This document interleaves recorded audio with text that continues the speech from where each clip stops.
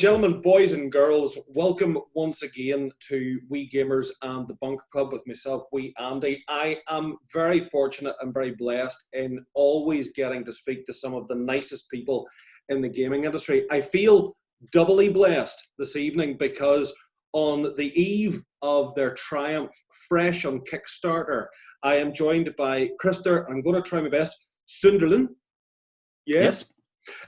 From Helmgast with Troubleshooters. This is the brains behind it.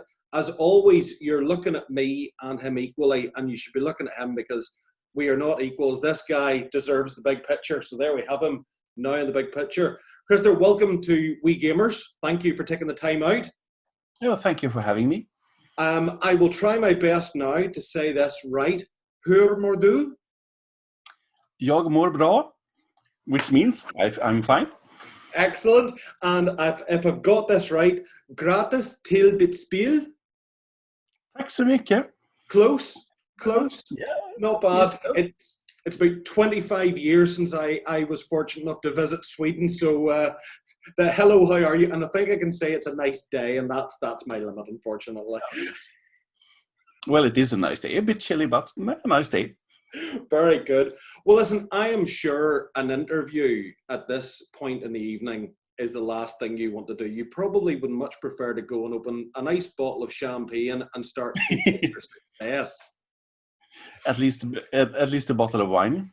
At the very least, and well deserved. I am humbly toasting you in my own little way. I've used the last of my lingonberry juice.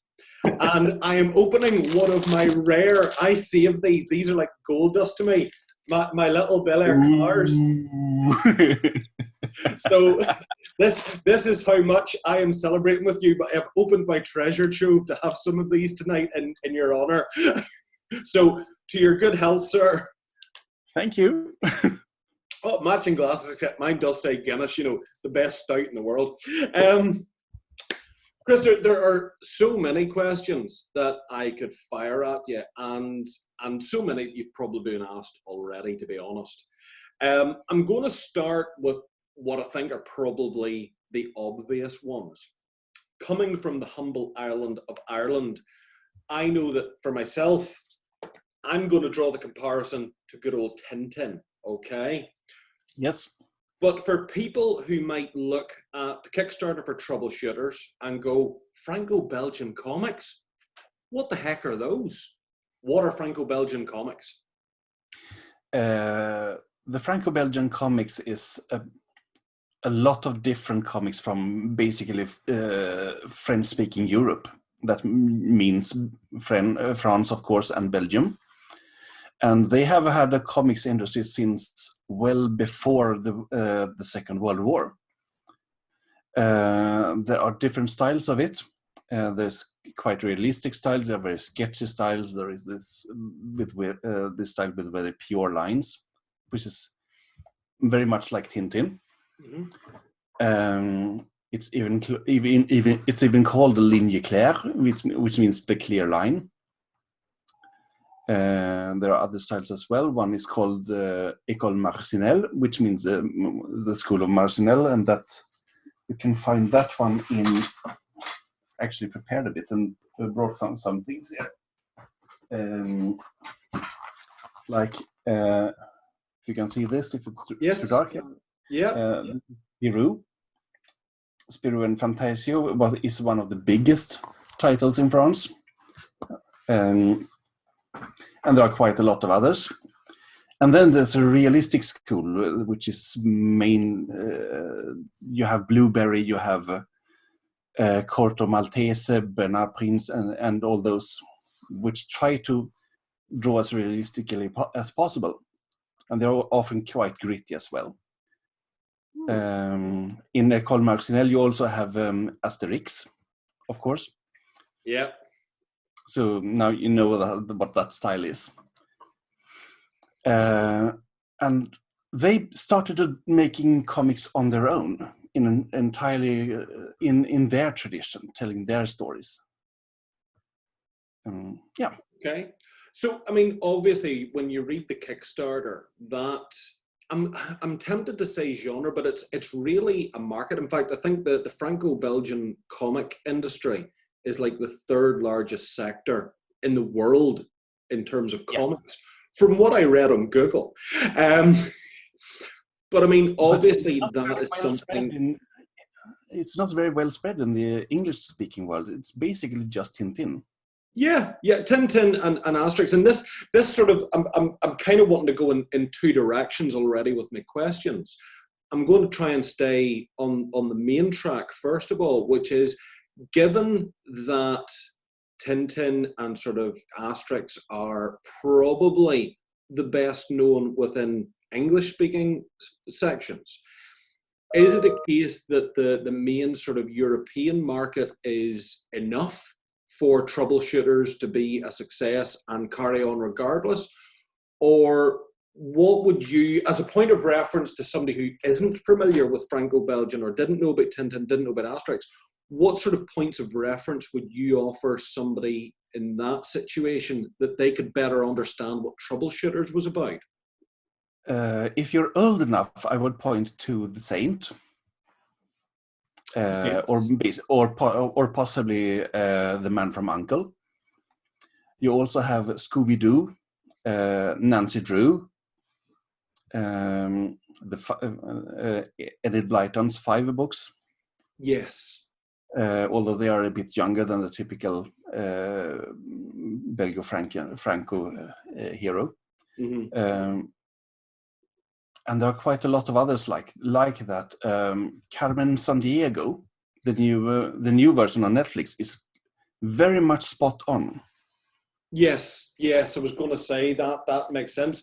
I seem to remember playing a computer game as well, and I've been struggling to try and remember the name of it. It was this young sort of reporter, a bit like a Tintin character, and it was one of these point and click adventures, and they were all sort of set in Europe.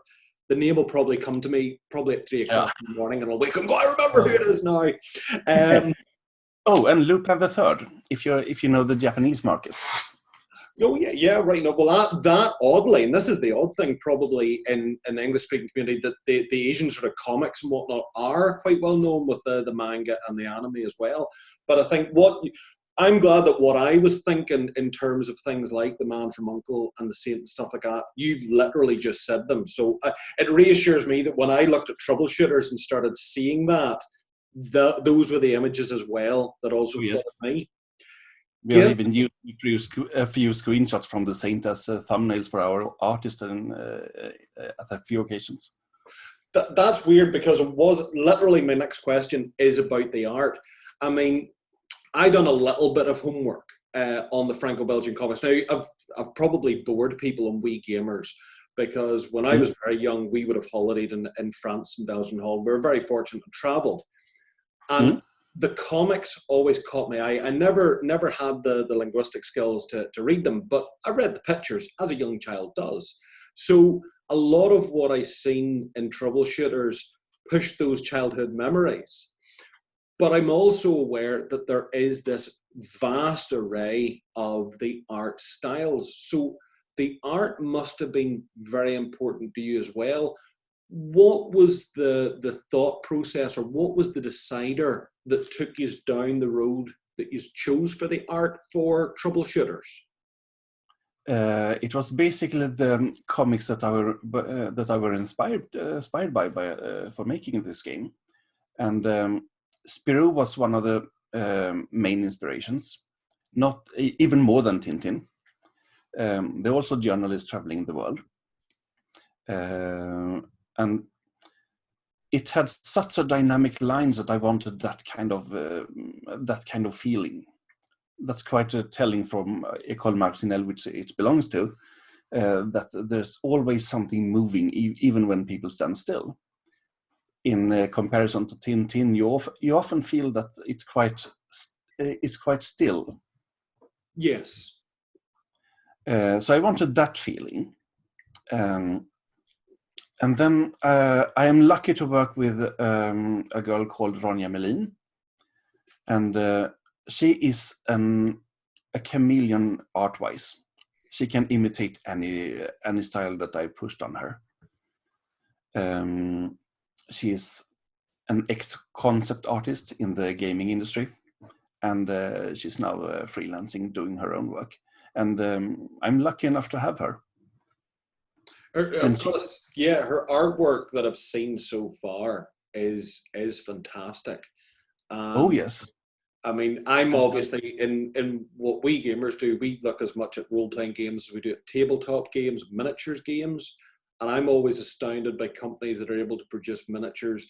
You know, they look quite similar to characters out of films. They're not licensed or anything, but they've got similarities. And just glancing through some of the sample artwork, I'm kind of looking and going, that's like, you know, Tintin on the moon, and that looks and you can see those different styles. So there's a phenomenal talent with what you're doing there. It's hard not to make this an interview where I just sit here and gush and go, you guys are awesome.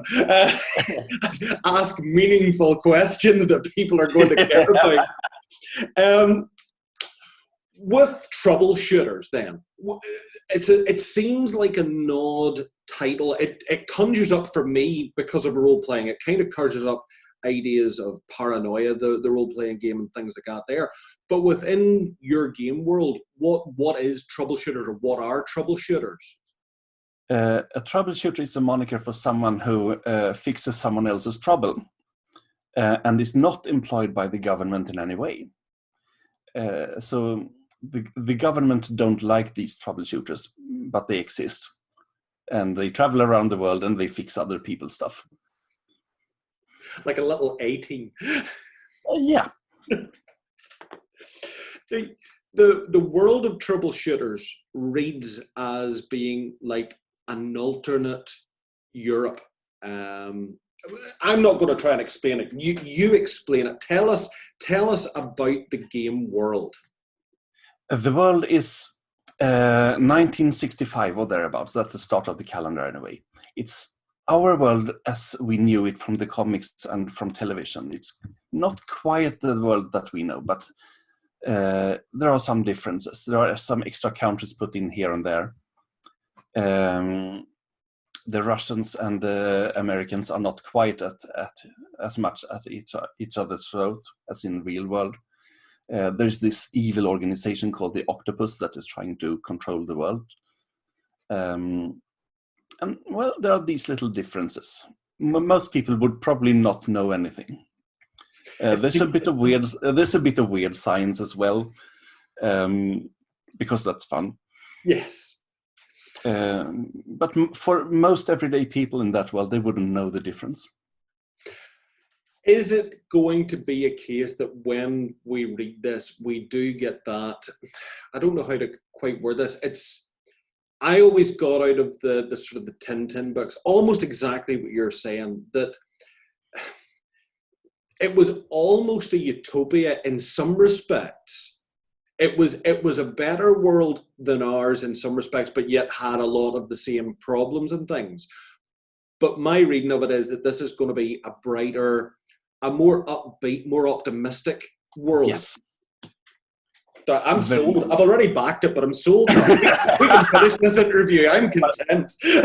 But yes, it is in many ways a better world than the real one. And in many ways, I think it was a better world. Not in quite the same way as the right wing would have it, but often, as soon as you left school, you could take a recommendation letter from your dad, go down to the factory, and you would have a job. It was quite easy to get someplace to live. So in that respect, I think it was a better world. Okay, there were a lot of bad things, of course, like the proxy wars between the East and the West, the Iron Curtain, and of course the Vietnam War, and so on and so on and so on. But we kind of want to gloss them over because that was bad stuff. Yeah. And we do the same in the Troubleshooters. I don't know even if there should be a Vietnam War in that. It's an interesting point. I mean, I suppose from my point of view, not that my point of view is worth anything, but I remember comics as an escape. Yes.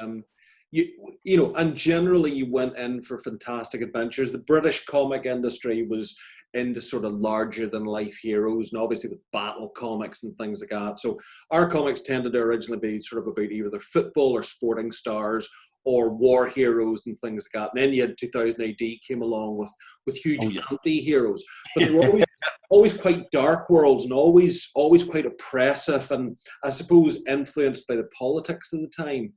And maybe through nothing more than ignorance and not understanding the language of the comics I was reading when I was in France and things like that, they were maybe just as political. But I was seeing bright, airy pictures and bright, positive, smiling faces and these big, grand adventures being taken by ordinary people, which was kind of liberating in that respect. They were quite political at times, but they masked it well.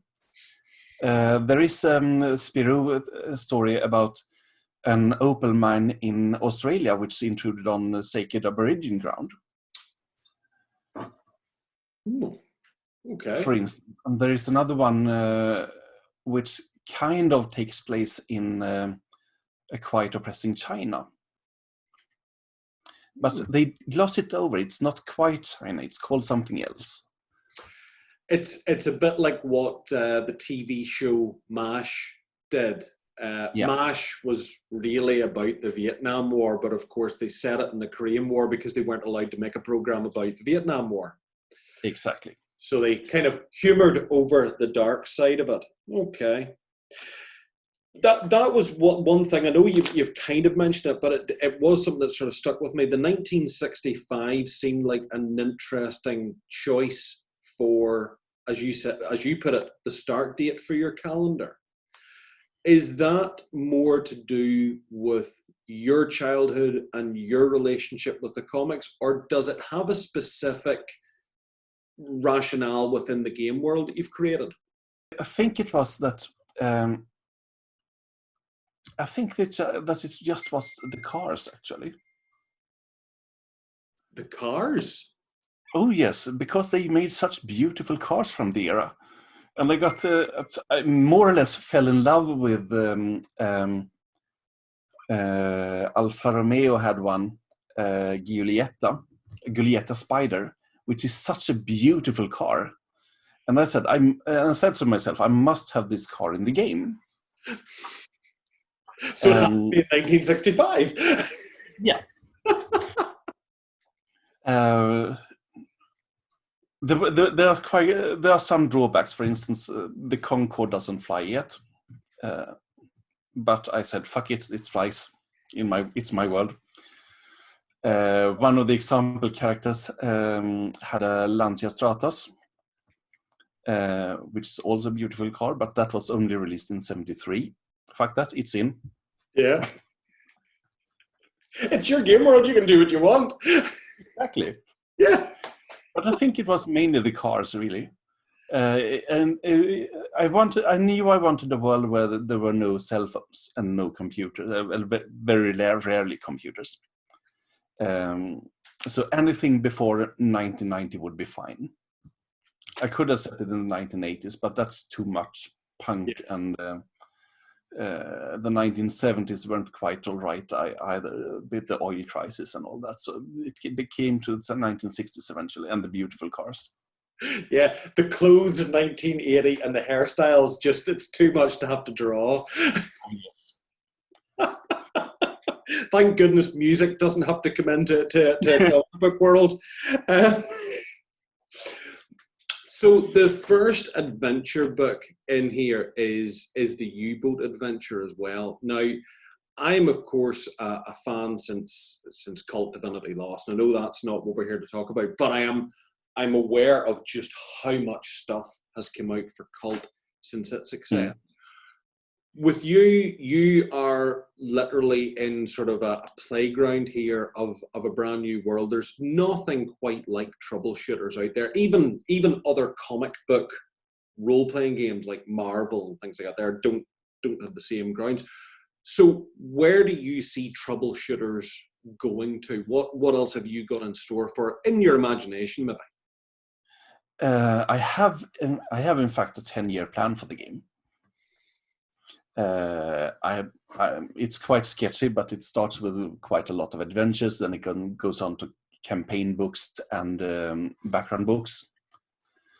And then finally we'll stretch the wings a little bit and go into the esoteric, maybe space or the occult or something like that. We'll see. Troubleshooters Cthulhu. Possibly, yes. But we'll see. It is the great thing about some of the ones that they have read. I mean, I remember, you had everything. You had adventures like Lara Croft style adventures in forgotten jungles and forgotten valleys and ancient tombs, crashed airliners, adventures in the moon. So yeah, I could sit here and just now to start talking about all the possible things you can do with it. I'm just looking there, but this looks of things you're going to get to do lots of impossible things with it, because there we are. We're not even the day old, and we're now in pounds 18,468. So you're a couple of grand over your goal, and that's only going to go upwards because it's still got its full 20 days to run. Oh yes. Yeah. I have some specific titles for you for future adventures, though. Oh. There will be a demo scenario called The Escape from Mont Blanc. I have a short adventure coming that is called How Robo Santa Stole Christmas. The next adventure book after the U-Boat mystery will probably be either The Ghost Knight or The Great Champagne Gallop. Okay. Oh, I'm in for them all. I like the sound of all. If you're bringing this artwork to it and you're bringing your sense of fun to it, I'm there. This is one of these games, I've got to say, I'm not actually sure that there's anybody in my group who I would trust to play it. For me, this is a little bit like Star Trek. If I'm going to run a Star Trek game, you're going to sit there and you're going to play it properly and respect the Star Trek universe. And Troubleshooter strikes me as well. Look, you can't run around swearing like all that, because Tintin and Captain Haddock, Captain Haddock, you can swear, but Tintin, you're not allowed to. I wouldn't worry about that. I mean, you find your character pretty easily and you just go on. And it's a very open world. It's recognizable but different, so you can do whatever you want. That's another point of having these extra countries. You can. It's an excuse for ignoring history. Yep, just have fun with it. Yeah. On the point of characters, I notice in the campaign that we're looking at passports. Now, oh yes. I know that I should have done more homework, but when I go for a Kickstarter, I actually tend to not read everything. Right, what's this about and how does that work? Basically, it's a character sheet, but it's spread out over a few pages. So you have like personal data, including space for the photo. You have skills and abilities on one page, and a space for dangerous items, i.e. weapons and stuff. And the rest is, of course, space for visa stamps. Yeah, because you are actually doing like these adventure stamps in some of the books. We plan to have like vinyl stickers, transparent stickers in the regular edition of the game books, and a full-fledged stamp if you pick the first class ones. Oh, I wish. I wish. I just love it. I mean, this is a game, I call it fantasy tourism. You travel around the world and solve stuff. Yeah. Of course, it has to be a passport. I love it. I absolutely love it. I sort of seen it. I went, oh, what passport? What do you need? Stickers? What's this all about? And it's, as soon as you show it, it just makes complete sense. And I love it. I don't think I've ever seen anything like it for a role-playing game.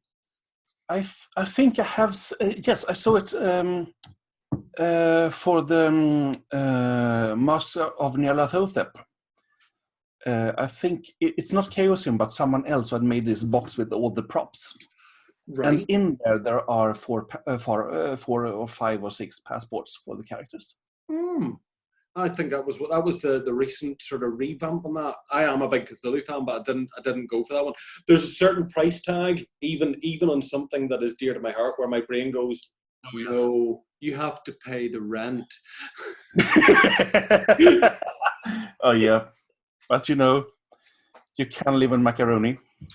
Yeah, you think that, but you know we're in isolation, dude, and getting past around here is probably worth more than gold. Yeah.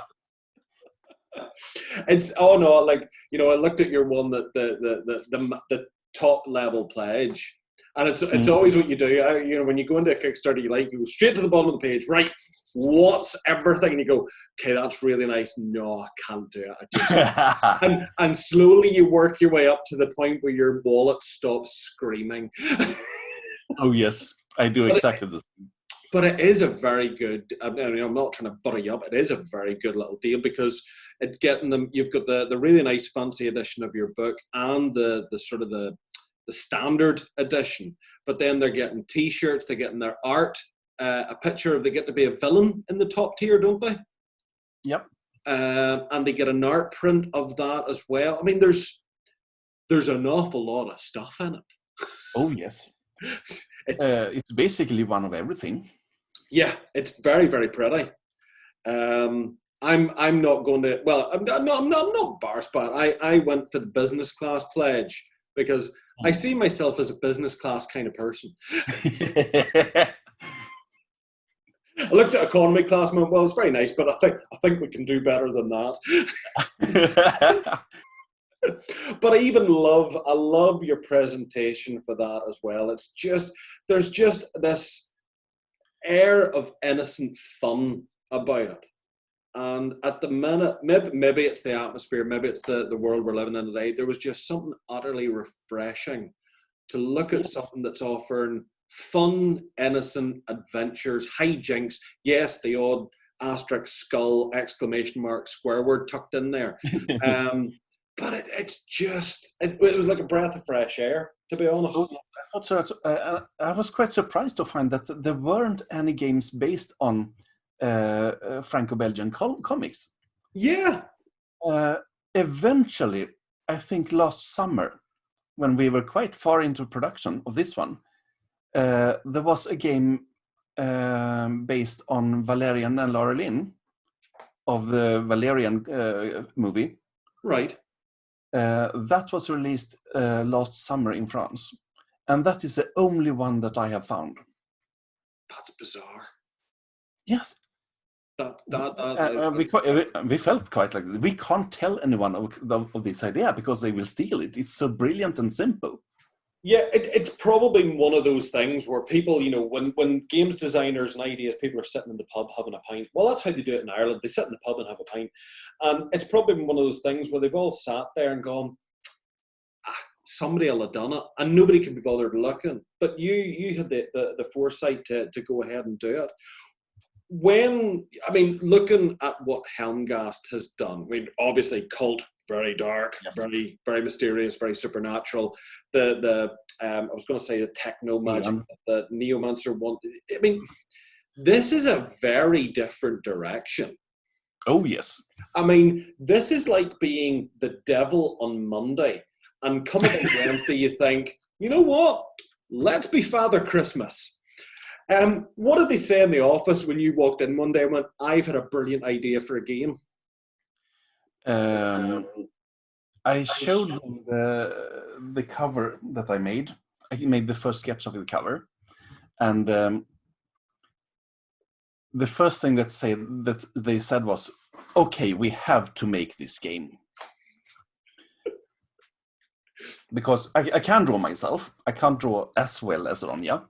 But I can. So I did the first sketch on the cover and say, this is a game that I want to make.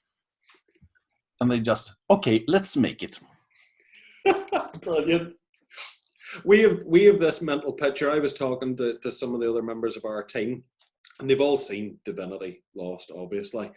but one of the guys went, it must be really weird, you know, like on Friday they all went into the office probably in their long black leather coats and earrings. He says they'll be going in on Monday in like sharp suits and ties, and then it was one of those that you better wear a shirt and tie when you do the interview. They'll be expecting it. So I got close. I was almost going to wear a purple tie for the octopus as well, but it doesn't really go with this shirt. But I'm glad I did, because look at you, sharp dressed man. This is also a happy accident, actually, because I started to work as a copywriter about 8 years ago, but I didn't freelance. So I was kind of a guest at the office. So I dressed up like this. Yeah. And before that, it was t-shirt and jeans and, you know, the regular gamer stuff. Yeah. I'm wearing shorts. But it became a habit. So I've been dressing like this for every workday ever since.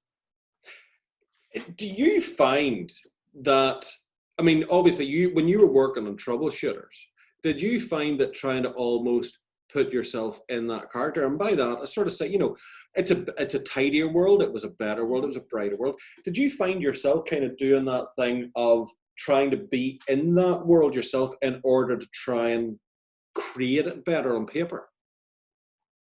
Not quite, actually. That's okay. I'm a mad Irishman. We ask weird things. I mean, most of the creative stuff happened in the couch, sitting, reading comics, and thinking, "Oh, I must put this one, this thing in, and I must steal that one." And I'm all for stealing, by the way. That's fine. It's just normal when we talk about things happening on the couch, not reading comics. I mean, Picasso even said once that amateurs borrow and professionals steal. So I kind of, and by stealing, they take something from someone else. We are always inspired by everything, but when we steal something, we take something from someone else and make it our own, or better. Nothing's original. Of course, it may become better. Yeah. But above all, it is our own. It's a new thing. Yeah. Even if it's inspired by an old thing. Well, certainly what you seem to be doing with Franco-Belgian comics is the next natural evolution. They have languished too long in mainland Europe, unknown to us uncouth ones what don't speak much else. So it's about time it started to branch out a bit further. Yes, I really much hope. I hope so. I've got to say, Krister, I've been fortunate to talk to an awful lot of people who have done Kickstarters. And it's day one of your Kickstarter. And you're the single most relaxed, calm person that I currently know. Well, you should have seen me about midday when we haven't reached the funding goal yet. Did I was you listen to Ty a bit? A bit, yes. Do you know, darling, I think I'll have a midday cup of tea. I'm a bit stressed. What about the rest of the team? I mean, obviously you've worked very closely to bring this to life. And now, there we go. The money just keeps going up on the screen here. Slowly, don't get excited. It's going up slowly. Calm down. But what's it been like? I'm sure you've chatted to each other today. Is that sense of achievement and, you know, vindication there that, yes, his mad idea worked? I don't think that anyone doubted that it would work. I mean, it's such a great idea, so it naturally had to work. We were quite surprised that it went so slow at the start. But I think that's just a marketing issue and possibly also coronavirus, making people keep their money a bit closer to the vest. Yeah, that was. I suppose, if I'm honest, when I seen that you had sort of came out with the dice, I thought, ooh, you know, it's a brave move at the minute, particularly now. And then, of course, my brain immediately went, well, we can role play on Zoom, we can role play on Discord and things like that there. Though I suppose there is still that thing where people like to be together to do these things. Yes. Eventually, this virus will leave us. Yeah, hopefully, fingers crossed. But in the meantime, we have lovely worlds like yours to look forward to, where we can forget about it for a little while in a more happy environment. And that's as important as anything else. It's nice that in these dark times, along comes someone like yourself and offering everybody a bright window into an imaginary world where they can lose themselves for a few hours at a time and just get carried away with it. I let you in on the secret, though. I'm the happy person at Helmgast. You're the happy one. Yeah, so the other ones are gloomy and dark, and so it's mostly Marco and Peter and a few others that make Cult, and there are quite another bunch of people who make Aeon, our dark fantasy Swedish role-playing game, and there's cheery, happy me that makes the Troubleshooters. Yeah, but this is what they need. I mean, we've had enough of dark and gloomy, and get in there tomorrow and sort these guys out. Make sure we need more flamboyant shirts, we need more flamboyant ties, we need long, stylish coats. If anyone's really feeling that they still have to be dark, they can always join Octopus and wear lots of black and purple. Oh yeah. Yeah, but no, listen, fantastic. We have eaten about 40 minutes of your evening, and this is your evening, and I'm sure there's better people you'd like to be talking to than the likes of us. I'm just checking through to make sure that I've asked you all the important stuff. So forgive me when I glance down at the notes and go, have you asked him? Have you asked him? I live on Post-it notes. My computer screen's covered in Post-it notes. So we've got our setting. Yeah, I mean, I don't care about anybody else. You've answered all the questions I needed answered. And if they help other people, great. One of the things that I would have tended to ask people in the written interviews and stuff that we've done before, I've done them, asked them two parting questions. They're a bit of fun, but just a bit silly. Okay. One of them is, you're on the bus and there's a wee lady sitting beside you, and as she's coming up to her stop, she goes, "Oh, so you're a games designer? Well, my son likes games. Why should he buy yours?" You've got like 60 seconds to sell her on why she should back Troubleshooters.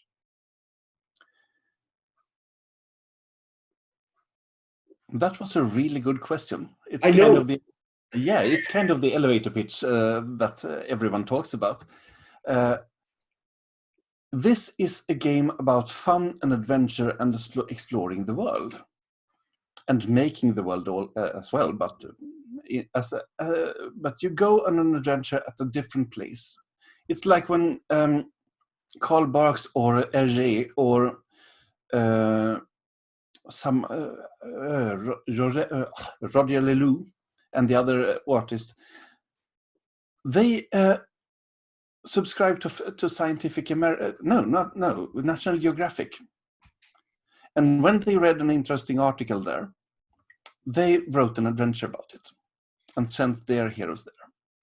This is the lady's child's opportunity to do the same, to go on an adventure, unfettered by the location he is in, or affording to do it, or just it being dangerous. I mean, get out and go there on that adventure. You can do it. I think you sold her on it. I like that. Good answer. Okay, the final question. In recent times, this has become the Thanos questions almost, but it's not what it was intended was. Right. The end of all things has come about, and this mysterious figure appears before you and has said, "You're all right, Krister. We quite like you, so I'll tell you what. Instead of you disappearing into nothing, you are going to go into the game world that you created." And with that, clicks his finger and you're gone. But you at least get the choice of who or what would you be in your game world. Since I have played so many characters in the game world while testing it, I think that I would want to be Eloise, the mad inventor girl. I have had so much fun playing her. I mean, it can't be easy to be a teenage girl. It wasn't easy in the 1965, and being a mad inventor at that. True. But I have had so much fun playing her that that would be me. Very good. Fair enough. You've passed the Weegamers test, sir. I can only thank you for your time. What I will say to folks is make sure that you check out Troubleshooters on Kickstarter. If you do any search for Helmgast AB, The Troubleshooters, you will find it. Action, adventure, tabletop RPG. There are 20 days to go. There are loads of tiers there that you can choose from. Simple PDFs. Don't forget, there's always the pledge level where you can just throw a few krona at them to show some moral support, because they are creative people. They're painting and writing fantastic worlds to get lost in, and even a little bit of moral support will make a huge difference. Krister, it has been a genuine pleasure to get speaking to you. Ditto. It has been very fun. Well, we don't take ourselves too seriously at Weegamers, so the best thing we can try and do is give someone a wee bit of a giggle at the very least. Yeah. I will offer you Ado. No, I'm going to pronounce that wrong because it's a J with weird dots above it. I'm trying to do my Swedish goodbye and I've forgotten it. No, I'll let you do the Swedish goodbye. Hey då. Hey då. Yes, I was close. Yes. You were almost there. I need more lingonberry juice in me. That's the problem. I need more lingonberry juice. Well, I shall bid farewell. And folks, do check them out. Stay tuned and give them a bit of support if you can. If you can't support them, if it's not your cup of tea, at least appreciate the creativity and get sharing either this post or some of their own posts from the Helmgast page, from the Troubleshooters page. Let your friends know. Let your mum know. Let your granny know. Let everybody know. Let the world know. The world needs something bright and cheerful, and this is the bright and cheerful it needs.